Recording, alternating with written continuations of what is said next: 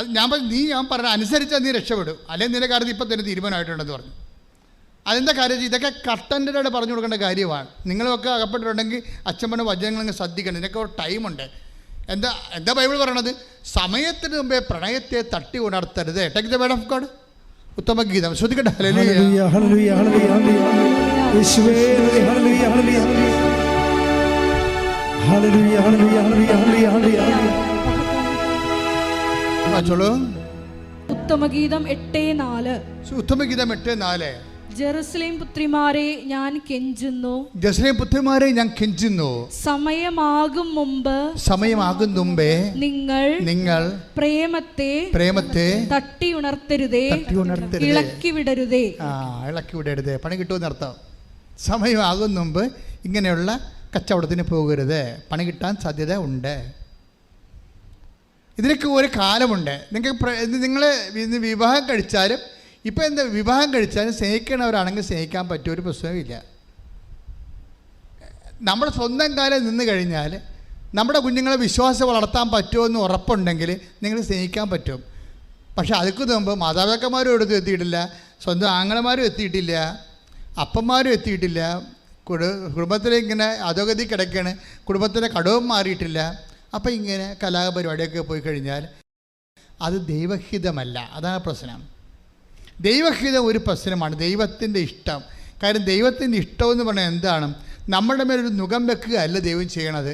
നമ്മളുടെ നന്മകളെ ഉദ്ദേശിച്ചുകൊണ്ട് ദൈവത്തിൻ്റെ പദ്ധതികളാണ് ദൈവത്തിൻ്റെ ഇഷ്ടം എന്ന് പറയണത്. അപ്പോൾ ദൈവത്തിൻ്റെ ഇഷ്ടം, ഇപ്പോൾ അതായത് ദൈവഹിതം അനുസരിച്ച് ജീവിക്കുന്നവരില്ലേ? ഇപ്പോൾ 7:21 എടുത്തേ. 7:21 മത്തായി സുവിശേഷം. ശ്രുതികട. ഹല്ലേലൂയ ഹല്ലേലൂയ ഹല്ലേലൂയ ഹല്ലേലൂയ യേശുവേ നന്ദി. Hallelujah hallelujah. മത്തായി 7:21. കർത്താവേ കർത്താവേ എന്ന് എന്നോട്. മത്തായി 7:21 എന്താ പറയണത്? കർത്താവേ കർത്താവേ കർത്താവേ കർത്താവേ എന്ന് എന്നോട് വിളിച്ചപേക്ഷിക്കുന്നവനല്ല എന്റെ സ്വർഗസ്ഥനായ പിതാവിന്റെ ഇഷ്ടം നിറവേറ്റുന്നവരാണ് സ്വർഗരാജ്യത്തിൽ പ്രവേശിക്കുക. മനസ്സിലായില്ലേ? ദൈവത്തിന്റെ ഇഷ്ടം എവിടുന്നാ വരണത്? ദൈവത്തിന്റെ വചനത്തിൽ നിന്നാണ് വരണത്. അപ്പം വചനത്തിൽ ഈ വിഷയത്തെക്കുറിച്ചെല്ലാം കൃത്യമായ നിർദ്ദേശങ്ങൾ നൽകിയിട്ടുണ്ട്. അതാണ് ദൈവേഷ്ടം എന്ന് വായിക്കണത്. നമ്മൾ എന്തിനാണ് ബൈബിൾ വായിക്കണത്? നമ്മൾ എന്തിനാണ് ബൈബിൾ പ്രാർത്ഥിക്കണത്? നമ്മൾ എന്തിനാണ് ബൈബിൾ പ്രസംഗം കേൾക്കണത്? അതിൽ ദൈവേഷ്ടമുണ്ട്, അത് ദൈവത്തിൻ്റെ ഇഷ്ടമുണ്ട്. അതനുസരിച്ചാണ് നമ്മുടെ ജീവിതത്തെ. ഇപ്പോൾ ചില ആൾക്ക് പറയും ഞാൻ 3 പ്രാവശ്യം സമ്പൂർണ്ണ ബൈബിൾ വായിച്ചു. ചില പറയും ഞാൻ 3 പ്രാവശ്യം സമ്പൂർണ്ണ ബൈബിൾ എഴുതി. നീ എഴുതിക്കോ, ഒരു പ്രശ്നവുമില്ല. കൈക്ക് നല്ല മസിലുണ്ടെങ്കിൽ ജീവിതകാലം മുഴുവൻ ബൈബിൾ എഴുതിക്കോ. പക്ഷെ അതൊന്നും അല്ലല്ല പ്രശ്നം. ബൈബിൾ നീ 10 എഴുതിയാലും ആ ദൈവവചനം നിങ്ങൾ ദൈവവചനം വായിക്കുന്നു, അതിലെന്താണ്? നിത്യജീവനുണ്ട്. Take the word of God. ശ്രദ്ധിക്കട്ടെ. Hallelujah hallelujah hallelujah hallelujah hallelujah hallelujah യേശുവേ നന്ദി. ഹല്ലേലൂയ. യോഹന്നാൻ 5:39. വിശുദ്ധ ലിഖിതങ്ങൾ നിങ്ങൾ പഠിക്കുന്നു. Praise the Lord. വിശുദ്ധ ലിഖിതങ്ങൾ നിങ്ങൾ പഠിക്കുന്നു. എന്തെന്നാൽ അവയിൽ നിത്യജീവൻ ഉണ്ടെന്ന് നിങ്ങൾ വിചാരിക്കുന്നു. Price the Lord. അപ്പോൾ ദൈവവചനം പഠിക്കുന്നതും ദൈവവചനം എഴുതുന്നതും ദൈവവചനം വായിക്കുന്നതിൻ്റെ ഉദ്ദേശം എന്താണ്? നിത്യജീവനാണ്. നിത്യജീവനെക്കുറിച്ച് യാതൊരു കാഴ്ചപ്പാടും ഇല്ലാതെ ബൈബിൾ പ്രിൻ്റ് ചെയ്യുന്ന എന്തുമാത്രം പ്രസ്സുകാരുണ്ടാവും ഇല്ലേ? അവർക്ക് യാതൊരു കാഴ്ചപ്പാടുണ്ടാകത്തില്ല നിത്യജീവനെക്കുറിച്ച്. അവരൊരു ബിസിനസ് പോലെ ചെയ്യണതാണ്. ബൈബിൾ പ്രിൻ്റ് ചെയ്ത് വിലക്ക് വിൽക്കുന്ന പ്രസ്സുകാരൊക്കെ ഉണ്ട്. അതല്ല പ്രശ്നം. ദൈവവചനം നിങ്ങൾ അന്വേഷിക്കുമ്പോൾ നമ്മൾ എന്താ അന്വേഷിക്കുന്നതെന്നാണ് പറഞ്ഞത്? അതിൽ നിത്യജീവനുണ്ട്. പ്രാർത്ഥിക്കുക. കർത്താവേ അങ്ങയുടെ വചനത്തിൽ നിന്ന് നിത്യജീവൻ കണ്ടെത്തുവാൻ വചനം വായിക്കാൻ എനിക്ക് അഭിഷേകം നൽകണമേ. ശ്രദ്ധിക്കട്ടെ. ഹല്ലേലൂയ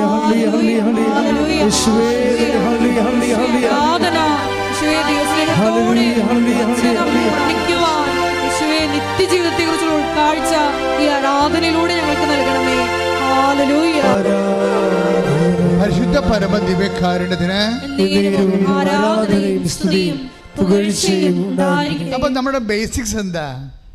ബേസിക്സ് എന്ന് പറയണത് ആധാരം, അടിസ്ഥാനം എന്താണ്?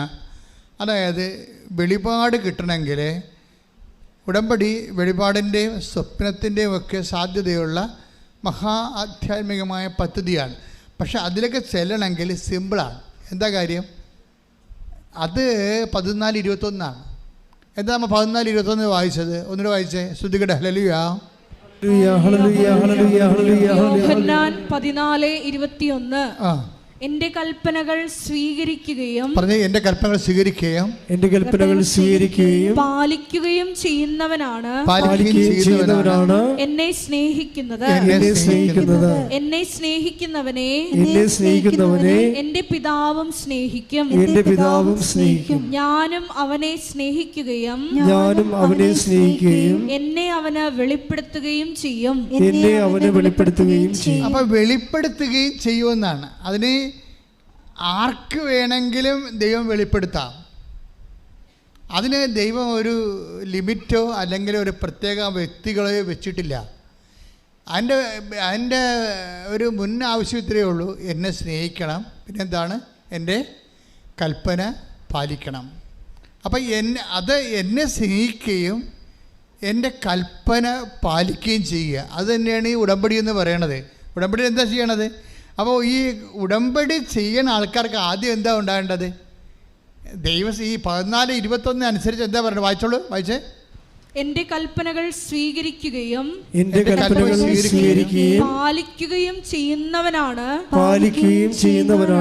എന്നെ സ്നേഹിക്കുന്നത്. അപ്പോൾ ഉടമ്പടിയിൽ ഈ കൽപ്പനകൾ സ്വീകരിക്കുകയും പാലിക്കുകയും ചെയ്യുന്ന പരിപാടിയാണ് ഉടമ്പടി. അത് അങ്ങനെയുള്ളവരാണ് എന്നെ സ്നേഹിക്കുന്നത്. അപ്പോഴെൻ്റെ പ്രശ്നം വെച്ചാൽ അടുത്ത വചനം എന്താണ്? എന്നെ സ്നേഹിക്കുന്നവർക്ക് ഞാൻ എന്നെ തന്നെ, ഒന്ന് പറഞ്ഞ, എന്നെ സ്നേഹിക്കുന്നവർക്ക് ഞാൻ എന്നെ തന്നെ വെളിപ്പെടുത്തും. ഇപ്പൊ കൊച്ചുരഹസ്യമാക്കി വന്നിരിക്കുന്നത് എന്താണ്? അവർക്ക് ഭയങ്കര ദൈവസ്നേഹമാണ്. അതുകൊണ്ട് വെളിപാടുണ്ട്. അതുകൊണ്ട് മകളോട് അവൾ പറയണത് എന്താണ്? നീ വിമാനത്ത് അവൾ ഒരു പൂച്ചക്കാലിനെ പോലെ അവിടെ കാണുന്നില്ല. ഫ്ലൈറ്റ് എല്ലാം റദ്ദായി ഇരിക്കണേ. എങ്കിലും നീ അവിടെ തന്നെ നിൽക്ക്. കർത്താവ് എന്നോട് പറയണത് എന്താണ്? 4 മണിക്ക് ഒരു ഫ്ലൈറ്റ് സ്റ്റാർട്ട് ചെയ്യുമെന്നാണ് പറയണത്. അപ്പോൾ നമ്മളവർക്ക് 40 പേരുണ്ടാവുമെന്ന് ഇല്ല, വെറും 3 പേര്. അതിലൊന്ന് ഇവളാണ്. ഇവൾക്ക് വേണ്ടി ആ ഫ്ലൈറ്റ് ചാർട്ട് ചെയ്യാൻ ആ ഒരു അറിവ് ദൈവത്തിൻ്റെ മനസ്സിൽ മാത്രമേ ഉള്ളൂ. ആ ദൈവത്തിൻ്റെ മനസ്സിലുള്ള അറിവ് എന്ത് ചെയ്ത് ദൈവം തന്നെ സ്നേഹിക്കുന്നവർക്ക് അങ്ങോട്ട് പകർന്നു കൊടുക്കും. എന്നിട്ട് അവരെന്ത് ചെയ്യും? അവരെന്ത് ചെയ്യും? ചുമ്മാ എനിക്ക് തോന്നിയതായിരിക്കും അത്. പിന്നെ ഇപ്പോഴല്ലേ ഈ കോവിഡ് കാലത്തല്ലേ ഫ്ലൈറ്റ് ഉണ്ടാക്കാൻ എന്നെ പ്രാന്താ. പിന്നെ ഒരാൾക്ക് വേണ്ടി ഒരു ഫ്ലൈറ്റ് മുഴുവനും അങ്ങോട്ട് ചാർട്ട് ചെയ്യാൻ പോകണം. ഇതൊക്കെ നോൺസെൻസാണ്. അതൊക്കെ ചുമ്മാ എൻ്റെ ഇഷ്ടം കൊണ്ട് അങ്ങ് തോന്നിയതാണ് എന്നൊക്കെ പറഞ്ഞ് ചേടത്തി തള്ളിക്കളഞ്ഞില്ല. ചേടത്തി ദൃഢനിശ്ചയത്തോടെ പറഞ്ഞു, നീ അവിടെ തന്നെ വിമാനത്ത് അവിടെ നിൽക്ക്. എന്താണ്? 4 മണിയാകുമ്പോൾ ഒരു ഫ്ലൈറ്റ് സ്റ്റാർട്ടാവും. അത് കർത്താവ് നിനക്ക് വേണ്ടി ഒരുക്കണതാണ്. എന്ന് വെച്ചാൽ ബൈബിൾ കാലത്ത് പോലും നടക്കാത്ത കാര്യങ്ങളാണ് ദൈവം ഈ ഉടമ്പടിയിലൂടെ ഇക്കാലത്ത് നടക്കണത്. നമുക്ക് ചിന്തി ഞെട്ടിപ്പോവും. നിങ്ങളെ കൈവച്ചിരിക്കുന്ന സംഭവം ഉണ്ടല്ലോ, നിങ്ങളുടെ രക്ഷയുടെ ഒരു സംവിധാനത്തിലാണ് ദൈവം നിങ്ങളെ കൊണ്ടുവന്നിരിക്കുന്നത്. ഞാൻ എന്തിനാ ശാസനാപൂർവ്വം സംസാരിക്കണമെന്ന് വെച്ച് കഴിഞ്ഞാൽ, ചില ആൾക്കാർ ബുദ്ധിബോധമില്ലാതെ ആരെങ്കിലും പറയണ കേട്ട് കൊണ്ടുവന്ന് നിങ്ങളെ അപേക്ഷകത്തിന് പോലെ എഴുതിയിട്ടിട്ടുണ്ട്. അവരൊക്കെ റീതിങ്ക് ചെയ്തിട്ട് കറക്റ്റ് ഉടമ്പടിയുടെ ഫോർമാറ്റിൽ വരണം. ഉടമ്പടിക്ക് ആദ്യം എന്താ വേണ്ടത്? ദൈവസ്നേഹമാണ് വേണ്ടത്. ദൈവസ്നേഹമാണ് വേണ്ടത്. ഇപ്പം ദൈവസ്നേഹം ആദ്യമായിട്ട് ഉറപ്പ് വരുത്തി കഴിഞ്ഞാൽ, ദൈവസ്നേഹമാണോ നിങ്ങളുടെ വ്യക്തികളുടെ സ്നേഹം ഉണ്ടാകും, വസ്തുക്കളോട് സ്നേഹം ഉണ്ടാകും, വിഷയങ്ങളോട് താല്പര്യം ഉണ്ടാകും. അപ്പോൾ നിങ്ങളുടെ ദൈവസ്നേഹത്തേക്കാൾ കൂടുതലാണോ നിങ്ങളുടെ വിഷയങ്ങളോട് താല്പര്യമെന്ന് നിങ്ങൾ ആത്മശോധന ചെയ്യണം. നിങ്ങൾ നോക്കണം. എനിക്ക് വീടില്ല എന്ന് വിചാരിച്ചോ? വീടില്ലെന്ന് വിചാരിച്ചോ? വീട് കിട്ടാൻ വേണ്ടിയാണ് ഞാൻ ഉടമ്പടി ചെയ്തത്. അപ്പോൾ നമ്മൾ ഉടനെ ആൾക്കാരെല്ലാം നമ്മൾ സ്ക്രൂ ചെയ്തു. ഉടമ്പടി നമ്മൾ ചെന്ന ഒരു ഉടമ്പടി എടുത്താൽ മതി, പിറ്റേ ദിവസം തന്നെ ലൈഫ് മിഷൻ്റെ വീട് നമുക്ക് അനുവദിക്കും. അപ്പോൾ പഞ്ചായത്തിൽ ഒരു 16-ാം തീയതി ലൈഫ് മിഷൻ്റെ വീടുണ്ടെങ്കിൽ അതിനു വേണ്ടി ചില കാണ്ടാമൃഗം വന്ന് ഉടമ്പടി ചെയ്തിട്ടുണ്ട്. എന്നിട്ട് ഈ 16-ാം തീയതി പറഞ്ഞ് ഈ ചില ആൾക്കാർ ദീർഘശ്വാസം വായു വലിക്കണ പോലെ വായു വലിച്ചുകൊണ്ടിരിക്കുകയാണ്. ബുദ്ധിബോധമില്ലാത്ത പിശാചുക്കളെ ദൈവത്തിൻ്റെ വചനങ്ങൾ അറിയാൻ പാടില്ലാതെ ഭൗതികമായ കാര്യങ്ങൾക്ക് വേണ്ടി ദൈവത്തിൻ്റെ കൈയും കാര്യം കെട്ടാൻ വേണ്ടി പിശാചിനെ വേഷം കെട്ടി വന്നിരിക്കുകയാണ്. അപ്പോൾ എന്താ ചെയ്യേണ്ടതെന്ന് വെച്ചാൽ, നിങ്ങൾ ചെയ്യേണ്ട വിഷയം എന്ന് വെച്ച് കഴിഞ്ഞാൽ, നമ്മൾ ചെയ്യുമ്പോൾ നമ്മുടെ വീടിനേക്കാൾ വലുതാണ് കർത്താവെന്ന് കർത്താവിന് തോന്നണം. അതാണ് ദൈവസ്നേഹം എന്ന് പറയുന്നത്. നിങ്ങൾ ദൈവസ്നേഹം ഉണ്ടോ ഇല്ലയോ എന്നിങ്ങനെ അറിയാൻ പറ്റും. നിങ്ങളുടെ മകളുടെ കല്യാണം, അല്ല നിങ്ങളുടെ മകളുടെ ഓഫർ ലെറ്റർ, അത് നിങ്ങളുടെ ഇൻ്റർവ്യൂ, ആ ഇൻ്റർവ്യൂ നഷ്ടപ്പെട്ട് കഴിഞ്ഞാൽ ഉടനെ മകൾ പറഞ്ഞു, എൻ്റെ അമ്മ ഇതാണ് അമ്മ പറഞ്ഞ ഉടമ്പടി, പിന്നെയും പോയില്ല. ഓരോ വിഷയം. പണ്ടെനിക്ക് ഉടമ്പടി എടുക്കുന്ന മുമ്പ് 2 മൊഴിയുടെ പോയുള്ളായിരുന്നു. ഉടമ്പടി എടുത്തപ്പോൾ 3 പോയല്ല. ഇതാണ് നിങ്ങൾ പറഞ്ഞ ഉടമ്പടി എന്ന് മകൾ നമ്മുടെ കയറ്റി കയറുമ്പോൾ നമ്മൾ കാണ്ടാമൃഗം പറഞ്ഞ് കേട്ടിട്ട് ദൈവത്തെ പറഞ്ഞു, ദൈവമേ ഇതാണ് ഉടമ്പടി.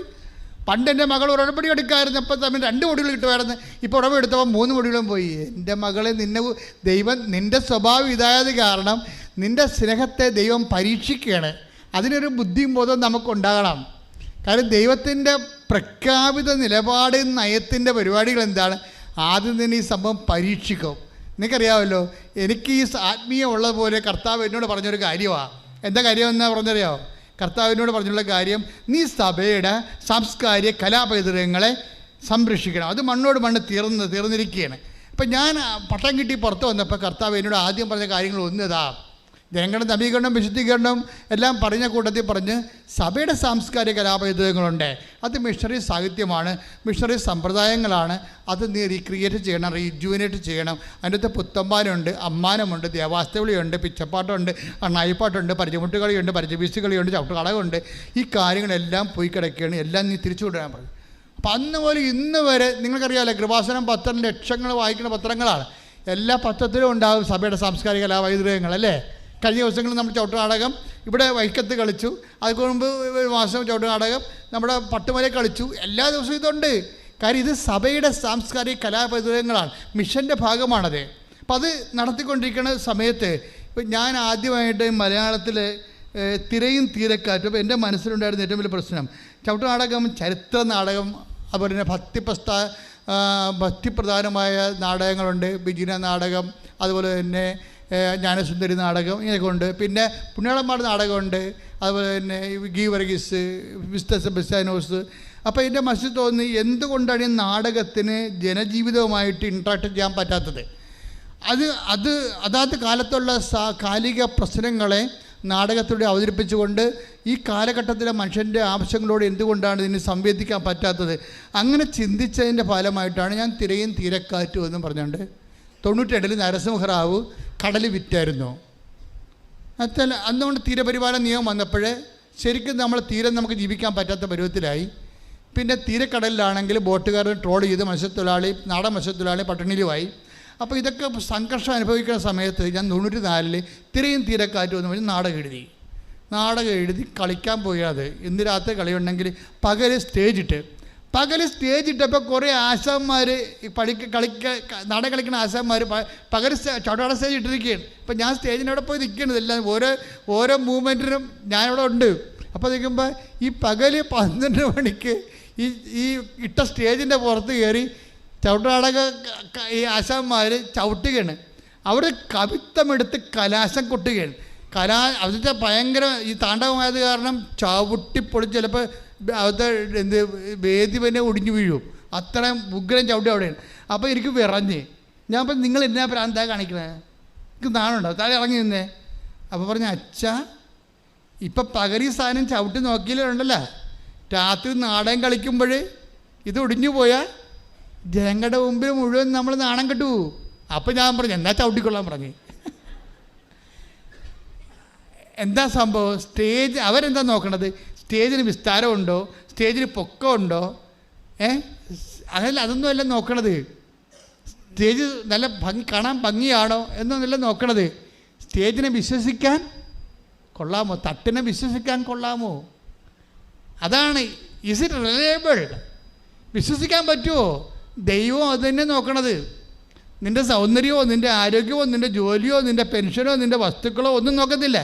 ഈ പണ്ടാരത്തിനെ വിശ്വസിക്കാൻ കൊള്ളാമോ? അതാണ് പ്രശ്നം. ഇതിനെ വിശ്വസിക്കാൻ കൊള്ളാമോ? ഈ ഒരാളിൻ്റെ അടുത്ത് വന്ന് തലവെച്ചെടുത്തിരിക്കണം, മനസ്സിലായില്ലേ?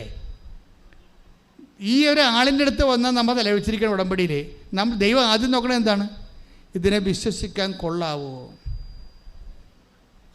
ഈ വിശ്വസിക്കാൻ കൊള്ളാവോ എന്ന് ചോദിച്ചപ്പോൾ കഴിഞ്ഞ ദിവസങ്ങളിലെ ബാബു ഫിലിപ്പ് എന്നും പറഞ്ഞൊരുത്തൻ വന്ന് ഉടമ്പടി ചെയ്ത്, പത്തനംതിട്ടക്കാരനാണ്. കക്ഷി കർണാടകയിൽ പോയി റബ്ബർ വെട്ടുകയാണ്. അപ്പോൾ റബ്ബർ വെട്ടിക്കൊണ്ടിരിക്കുന്ന സമയത്ത് പുള്ളിയോട് പല ആൾക്കാർ പുള്ളിക്കാരൻ പയ്യന്നൂർ നിൽക്കുന്ന സമയത്ത് 2 പയ്യൻസ് വന്നിട്ട് കൃപാസനം പത്രം കൊടുക്കും. അപ്പോൾ പുള്ളിക്കാരൻ പത്രം വായിക്കും, പുള്ളിക്ക് ഇഷ്ടപ്പെടും. അപ്പോൾ പുള്ളിക്കാരൻ പറയും, മാതാവേ ഞാൻ കർണാടകയിൽ നിൽക്കുകയാണ്, എനിക്ക് ഒന്ന് നിൻ്റെ അടുത്ത് വരാൻ ഒത്തെങ്കിൽ ഭയങ്കര ഭാഗ്യം വരണം. എൻ്റെ ജീവിതം കടങ്ങളുണ്ട്, പിന്നെ എൻ്റെ വരുമാനമൊക്കെ മോശമാണ്, റബ്ബറൊന്നും പാല് തരണില്ല, ആകപ്പാടെ വിഷമമാണെന്നൊക്കെ പക്ഷേ എനിക്ക് വരാൻ പറ്റണില്ല. കാര്യം റബ്ബർ വെട്ട് കഴിഞ്ഞിട്ട് എങ്ങനെ പോകും? അപ്പോൾ മാർച്ചിലാണ് മറ്റേ വെട്ട് തീരും, മാർച്ചിൽ വെട്ട് തീരും. അപ്പോൾ അതുകൊണ്ട് മാർച്ച് കഴിയുമ്പോൾ വരാമെന്ന് മാതാവിനോട് പറഞ്ഞ്, ഞാൻ മാർച്ച് കഴിയുമ്പോൾ വന്നേക്കാമെന്ന് പറഞ്ഞു ഉടമ്പെടുക്കാൻ വേണ്ടി. പക്ഷേ അമ്മയോട് ഇത് പറഞ്ഞപ്പോൾ അമ്മ എന്നാന്ന് വെച്ച് കഴിഞ്ഞാൽ മാർച്ചിന് മുമ്പ് തന്നെ ഇയാൾക്ക് വരാനുള്ള ഒരു അനുഗ്രഹം കൊടുത്ത്. അപ്പോൾ ഈ റബ്ബർ വെട്ടുകാരന് ആ സഹോദരൻ വന്ന് ഉടമ്പടി ചെയ്ത്. ഉടമ്പടി ചെയ്തപ്പോൾ ഇവർ ചെറുതിട്ട് ഒരു വീട്ടിൽ ചെല്ലും. കർണാടകത്തിൽ ഒരു മുതലാളിയുടെ റബ്ബറാണ് വെട്ടണത്. അപ്പോൾ അയാൾ ചിരിച്ചുകൊണ്ട് ഇയാളെ സ്വീകരിക്കുകയാണ്.